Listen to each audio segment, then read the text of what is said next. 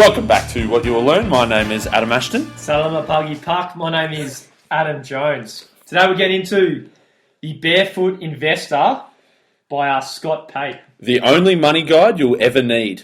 Mate, Scott Pape is a ledge. He's a good dude, isn't he? Good dude. Good Aussie bloke. Writes, the books are there's a lot of about the Australian... very Aussie focused, Aussie focused, but there's a lot of good gems we're going to pull out as well for all our listeners. For general stuff. Mate, he's a good dude. So as a quick recap, we'll get into this more because actually we're going to be speaking to him as an interview. So keep an eye out for that. But he basically started he lived in the bush, was a stockbroker, went to the stock exchange, realised he probably didn't quite suit him, so he did a little radio show giving personal financial advice, and he's made his mark as the Barefoot Investor. So he said the barefoot because he liked to kick off his shoes and tread his own path. So he did an original book called The Barefoot Investor maybe 10 or 12 years ago, and he's redone it, he's updated the stuff. It was 5 steps, now it's 9 steps. So a couple of extra steps. So he says the goal of the book is to just have control. Control. So you can be financially free pretty much now, but as soon as you get the systems in place, you're free from excuses, you're no longer second and guessing, you're no longer worrying about because you've got a systematic pathway to a comfortable retirement or being financially free. Yeah, it's as you say, it's all about control. And as you said, man, people have excuses. People say, I'm not smart with money, so I can't save it. He's like, no one's smart with money. You don't start off being smart with money. It's a skill that you learn.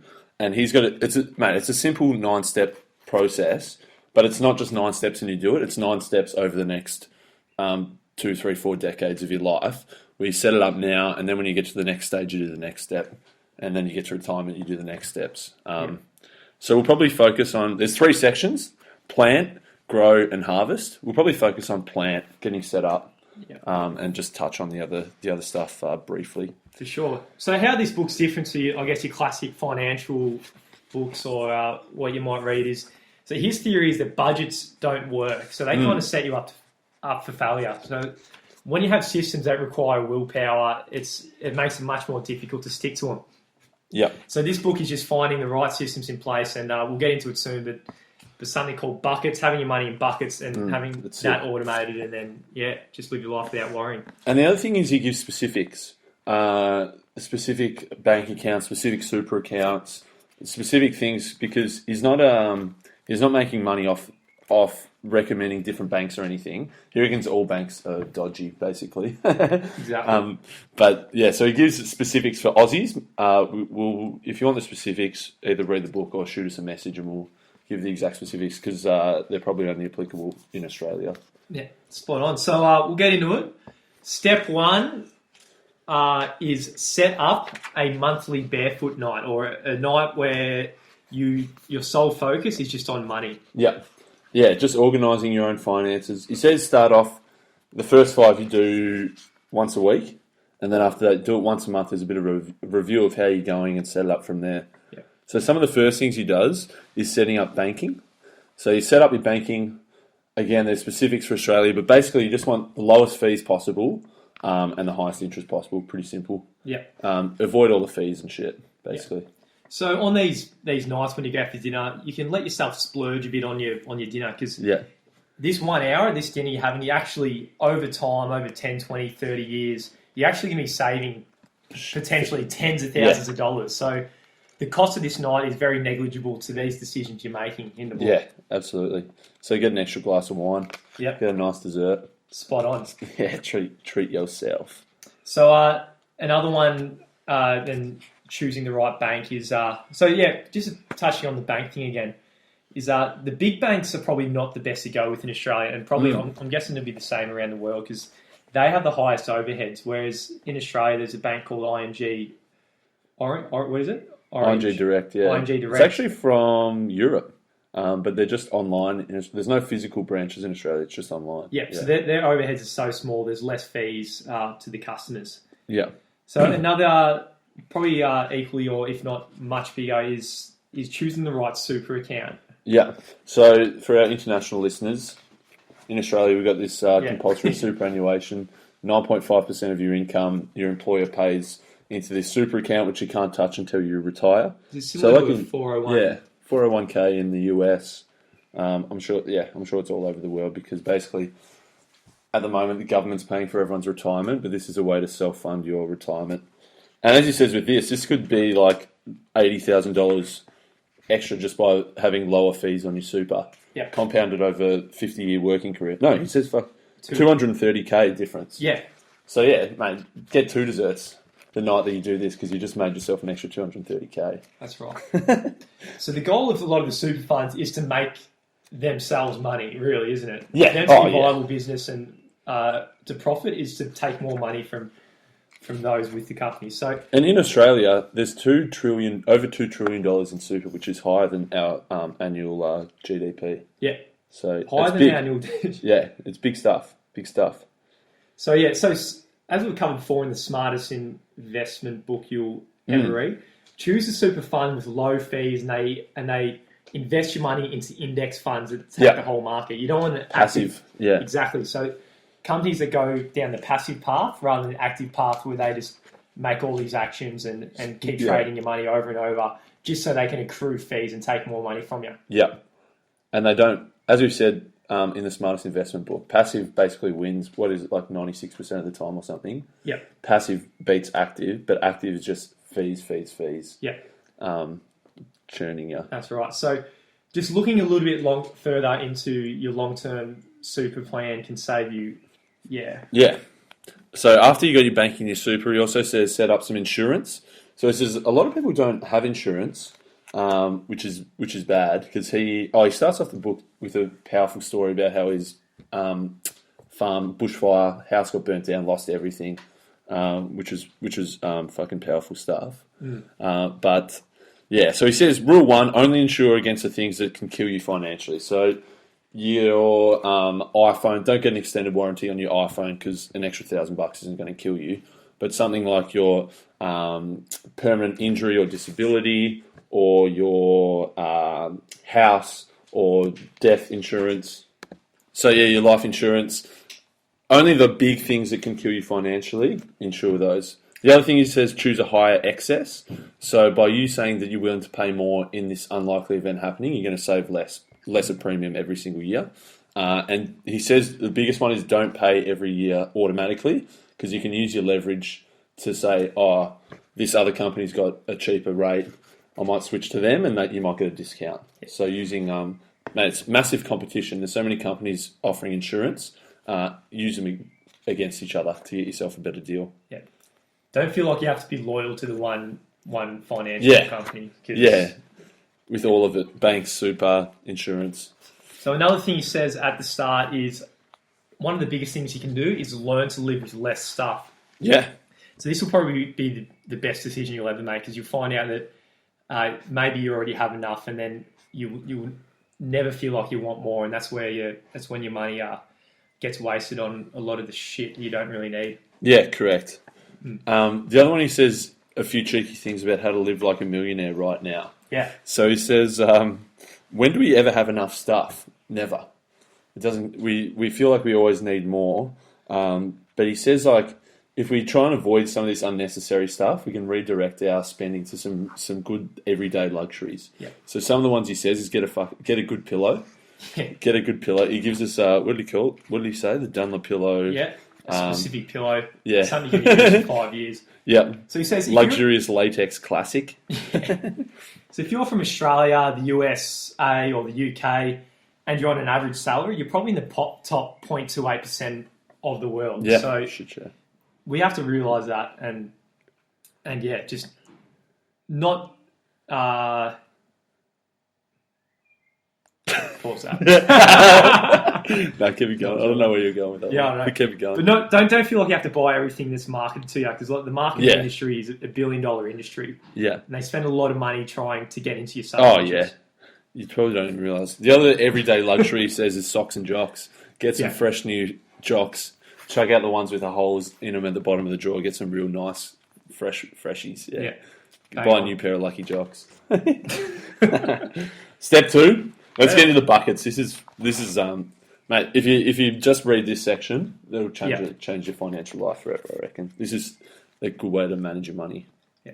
So this is, as we pre-alluded to at the start of the book, budgets are really hard to stick to. So if you set up these buckets from the start, so your money, your income just naturally just goes into these certain places, then your choices are simplified, and then you're on your way to a secure financial future. Yeah, so he says your financial plan has to be so simple that you can draw it on the back of a napkin, or he calls it his serviette strategy. So you don't need to have massive spreadsheets of daily spending and your fortnightly budgets and everything like that.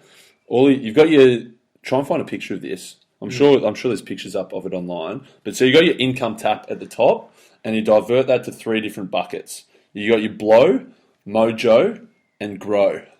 So the blow has got a hole in the bottom of it, and that every dollar that goes in there goes out the bottom as expenses. So with the blow, you're going to have 60% goes to daily expenses, 10% goes to splurge, which is just short-term spending on, going out for Friday night beers or whatever. Yeah. You got smile, which is 10%, which is like saving for maybe a holiday once a year. And then you got your 20% as your fire extinguisher, which is you're going to divert that to different things throughout your financial life. So you're going to, at the start, you use your fire extinguisher to pay off your debts, then you use it to pay off your mortgage, then you use it for some retirement savings, and he goes through where to direct it each stage of the financial life. Yep. Mojo bucket. So Mojo bucket, to begin with, put $2,000 into it. Yep. And it just gives you that feeling of confidence that you've always got enough money, because a lot of people don't have that spare $2,000 when an emergency does come. Yeah, and it's just for emergencies like you crash your car and you've got to pay $800 to get it fixed up. You've got it there in the back of your, or you have to go to the dentist and pay $600 for a couple of fillings. You've got that $2,000 there sitting there as a bit of a buffer. And then the grow bucket is it's just your super. So 9.5% of your wages goes in there, passive investment, yep. And it's going to grow every single year. So you got long-term confidence in your future with the grow bucket. Yeah. Then splurge. So have 10% on anything that makes you feel good. So like your shoes, your booze, your lattes, anything like that. Just have 10% for that, and have a different credit card, or not credit cards, different bank card for each account as well. So you're not digging into the wrong bucket. Yeah. So he says say if you're, as an example, ING, you can have 2 everyday transaction accounts and 2 savings accounts. So your 2 transaction accounts is your 60% for daily expenses and 10% for splurge, and get 2 different cards, as you say. One's for your fun stuff and one's for the everyday expenses. And then your 2 savings account is your smile and your fire extinguisher. Yeah. So your smile might be 10% on something like your laptop you're saving for, or seeing Tony Robbins in a year, or, nice. or anything. Yeah, I already thought of that. Have you? I'm going to go 10% to see the next Tony Robbins. Yeah, sick. And so step 3, mate, domino your debts. Yep. So this is quite an interesting chapter, because in Australia we were taught financial education by one of the big banks, the Commonwealth banks. So they came into the schools and they had these little characters and have this little story. And there's one guy called Cred. Yeah. So this Cred guy, he was like a real cool dude. He was the cool dude. He was the cool dude with his hat backwards and did whatever he wanted. Didn't give a fuck about anything. Just like spent his money, splurged it. And so subconsciously, this is what we were taught from the banks. They want us to get in debt. And they're doing a bloody good job at it, by the sounds of it. Mate, this seems deadly. So Scott went in front of a Senate parliamentary inquiry into credit cards, and the thing was schools are getting kickbacks for signing their kids up to Commonwealth Bank, basically. Yeah. And so he says, having the Commonwealth Bank, the nation's largest issuer of credit cards, in our schools teaching kids about money is like having Ronald McDonald teaching kids about nutrition. So he said that their priorities are all wrong. That they want people to get cred, this cool dude, as opposed to actually saving money. Yeah. So it's dangerous stuff. So Australia, I was surprised with this. We've got the worst debt in the world, it says in the book, right? Yeah. So, it doesn't surprise me, actually, though. No? Yeah. Yeah, no good. So the banks are doing an incredible job with that. And yeah, they are. So step 3, this is probably most relevant to Australians, is domino your debts. So you use the fire extinguisher which we have previously mentioned, which is 20% of your income goes toward getting out of debt. Kill all the debts. So he said use your daily expenses, that's 60%, to pay off your... So this is, say you've got 2 credit cards, a personal loan and a car loan, or something like that. He says ignore your HEX debt if you got it for now, and ignore your home debt if you got it now. Or maybe you got student loans as well if you're in the US. So basically work out all your debts and line them up. And so he says rather than line... Oh, hang on, we'll get to the steps in a sec. But yeah, so as you say, use that 20%, use your daily expense to pay the minimum of each, and then you use your 20% to target one at a time and knock them down. Yeah, so should we get into the steps? Yeah. So first step is calculate. So list all of your debts. Just write them all down. How much is the debt, how much the interest rate is, and what's the monthly minimum repayment. Step 2 is you negotiate. So he says don't automatically go for the no interest balance transfer stuff. Call them up and try and get a better deal. And he gives us a script as well, which we won't go into, but get into a script. Number 3 is eliminate. So literally cut up your cards, cut up your credit card, get rid of it, don't use it again. And then step 4 is detonate. So you line them up, and he says rather than, some people say pay the highest interest first, but he says just pay the lowest total amount first. Get rid of them one at a time, starting with the lowest. And he says it might be $50 you owe your mate for brunch or for beers. So start with the lowest. Use that 20%. Use your 60% to pay the minimum of each, and use a 20% to detonate the lowest one. Once you knock that off, you get a bit of enjoyment out of killing one. So step 5 is celebrate, and then go for the next lowest and target them one at a time and get rid of these. Get rid of it. So we're going to go into part 2, slightly into this book as well. So part 2, which I really liked as well, grow. So it starts off with the book, how to double your income. So the way Scott did it, he started off, as you mentioned at the start, Ashton, as working in a bank, but he slowly started turning toward freelance work. And he slowly took more and more work on. Then he stepped completely to being a freelancer, kind of like an entrepreneur, and then making money for himself. Yeah. So if you want to get to a higher income, it's going down that path, working for yourself. Yeah. He suggests. So he says, so firstly, get a 5K pay rise. And he's got a bit of a process as to how to get this. Get some goals from your boss and say, look, if I achieve these, can you give me a pay rise? 12 months out, 12 months later, you get your pay rise. So part of it is getting a pay rise at your job. As you say, part of it is doing a bit of freelance work on the side to build up that income. And then once you get to the point, if you want to cut that full-time job, maybe this is a little while down the track, but yeah, you can get rid of that job if you want. Yeah. So step 4, he says, buy your home. Mm-hmm. So in Australia, we have the highest property prices up there in the world, don't we? So I think it's around the world at the moment, interest rates are so low, and so paying off debt is kind of manageable. So the whole world is in just ridiculous amounts of debts. Yeah. So it's dangerous. It's setting up for dangerous.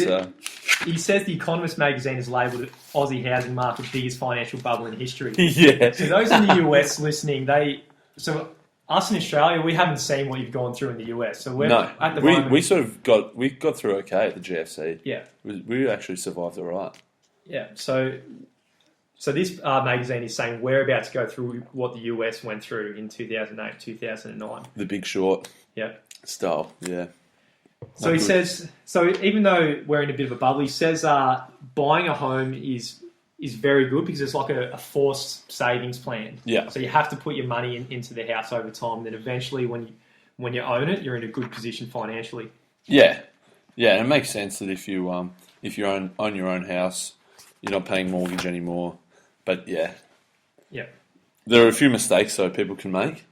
Yeah, like one of them would be like if you if you don't buy a home and you end up renting, but you forget to save. Yeah, exactly. He said it's okay to rent, but you got to save at the same time. Yeah. Another one is buying a house you can't afford. Yeah. So mortgaging yourself up so much, buying this massive house beyond your means, and then just being an absolute slave to the debt for the next 30 years. Definitely. And as we were saying, it might seem manageable at the moment with the low interest rates, but who knows when it hits... If it gets up there. It gets up there to 5%, 6%, 7% again. Yeah. The other one is waiting for the crash. That's a mistake. Yeah. The crash is coming, though. The crash is coming. We try and leave our own opinions out every now and then, but that's one of ours. So yeah, mate. Scotty, did you say the crash is coming? Yeah, no, you said there's a crash in inner city apartments. Yeah, coming in the next 18 months. Yeah, we'll speak to him more about that when we have a chat. I reckon the crash, the bubble. So should we get into step 5? Yeah. Supercharge your wealth. So he says. So he tackles again the questions like, should I buy an investment property? So still on the property thing, people say that property doubles every 7 to 10 years, but he says, hang on, that's kind of impossible because if you say the average median house prices in Australia at the moment is $740K, and people just say, yeah, it's going to double every 7 years. Yeah. By the time in 20 years' time, all of a sudden it's starting to hit the $20 million. Yeah. He goes to some ridiculous extremes using that analogy. But what did he say it actually was? 2.1% a year or something. Yeah, after inflation. Yeah. So, yeah. So, the reason that house prices are such record highs is because, interest rates are so low and people are happy taking on this extra debt. Yeah. Along with other things. Just fueling the bubble, mate. Yep. Fueling the bubble. So his whole philosophy behind cash is when it comes to investment, it's all about cash in your pocket, not going. So he's a big believer in not going into so much debt. Yeah, and everything else is just speculation. Yeah, and even he says Warren Buffett's one of his philosophies is stay away from debt. He said, if you're smart, you don't need it, and if you're dumb, you definitely shouldn't be using it. You got to stay away from that. Yeah, interesting. So try and avoid debt. So once you've dominoed your debts in step 3, don't take on any more for investing. That's for sure. That's it. So step 6 is boost your mojo to 3 months. Yeah. So initially we put our 2K in mojo, and so now he's saying boost that mojo out to 3 months of your living expenses. So remember we had 60% of your pay was daily expenses. He said make 3 months of that 60% in your mojo.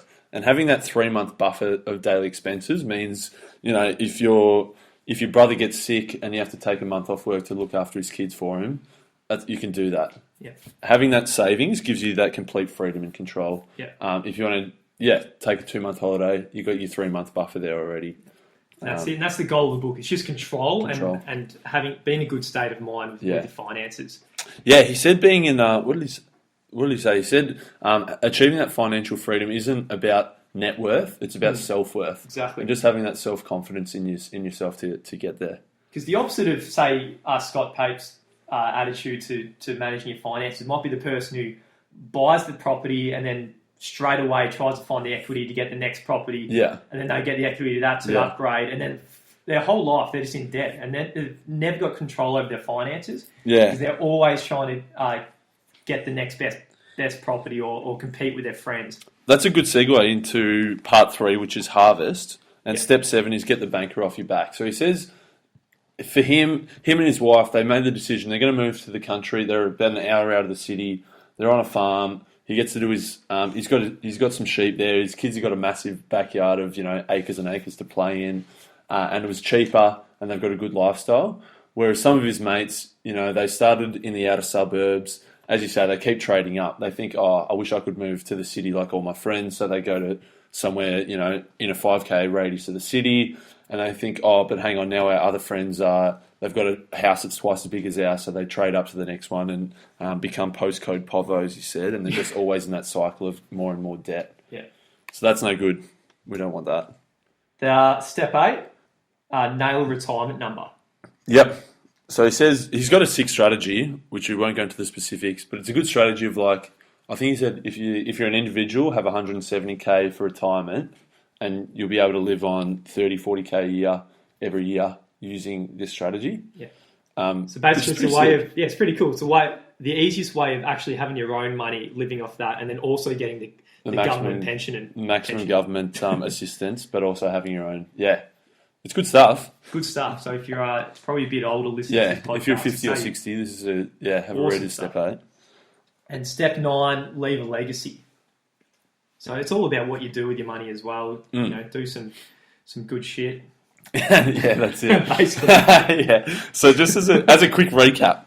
So part 1 was plant. So we talked about setting up all your bank, your super, your insurance, We talked about the buckets, the blow, the mojo, the grow, and dominoing your debts. So that's basically getting yourself set up, getting yourself stable. And the next was grow. So we talked about doubling your income, buying your house, supercharging your wealth, extending that mojo out. So that's probably your working career from say 30 to 60. And then harvest is about transition to retirement and retirement. That's it. That's it, mate. 9 steps. We're done. We're free. We're financially free. You putting in the steps, mate? Yeah, mate. Well, let's start doing a couple of barefoot date nights. Yeah, we'll get them set up. Yeah, should share. So this is he says in the book, get a partner, or if you don't have a missus, do it with a mate, and just catch up every now and then to talk about money and put in these steps in place. So then, you're a long way there. So so we're talking to Scotty. If you're listening to this when it first comes out, and you've got any pressing questions about managing your finances, let us know. If the episode's already out, if you're listening to this and the second episode of the interview's out, have a listen. Yeah, see what he's like. He's a good dude. Scotty Pape. Cool dude. He's a ledge. Yeah. All right, mate. Oh, yeah. Next episode is the interview with Scott. So yeah. All right. Well, should we sing this? Yeah, we've got a song. Let's do a song. The Barefoot Investor, Scott Pape, the only money guide you'll ever need. Tread your own path, motherfucker. Yeah. Plant, grow, harvest. Set up your bucket mojo, bucket roll, bucket splurge. Domino those debts. Buy a house. Supercharge your wealth. The bubble is coming as proudly and property's gonna get fucked up. Boost your mojo, get that banker off your back. Nail your retirement number. Leave a legacy. Supercharge. Supercharge your wealth. Supercharge now. Scott Pape, what a legend! Bustle-doo-doo, what a dude with his dog here. His dog's name is Buffett. Hot wife. He's got a hot wife, yeah. Oh, we're getting the wrong one. Scott, that was right.